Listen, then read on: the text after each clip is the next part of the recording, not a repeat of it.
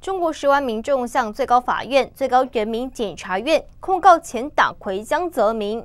一位法国著名人权律师曾在2002年协助法国法轮功学员控告前610头目李兰清。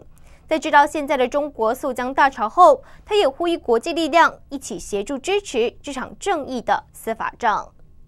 法国著名人权律师威廉·波东对于当前的诉江大潮，已准备好与国际律师合作，从而更有效地达到诉讼的目的，尽维权的责任。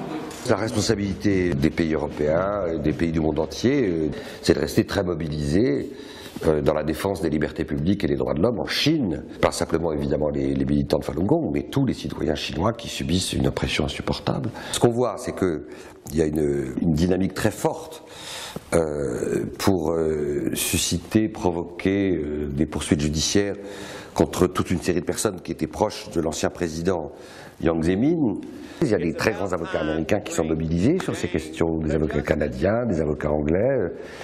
Il faudrait mutualiser, regrouper, fédérer toutes ces initiatives pour les rendre plus visibles et pour les rendre plus efficaces. J'y suis prêt, avec ces différents avocats, mutualiser, partager ensemble toute une série d'éléments, de documentation, d'éléments de preuve. 威廉·波东大律师向所有外国籍曾受过迫害的法轮功学员敞开大门。Il y a dans le monde des tas de membres, de responsables de Falun Gong au Canada, en Europe, qui ont subi des persécutions.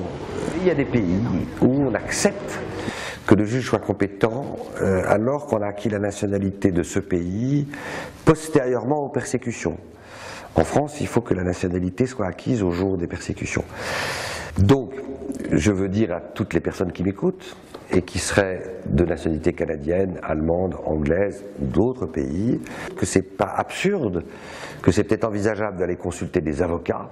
Je me tiens à la disposition, comme je le fais depuis des années, de ceux qui sont victimes de persécutions, pour monter des procédures, si on peut leur conseiller des avocats. Maintenant, on a tout un tissu d'amis, partenaires à travers le monde, qui partagent le même engagement. 新唐人记者任静、兰溪、小华，法国巴黎报道。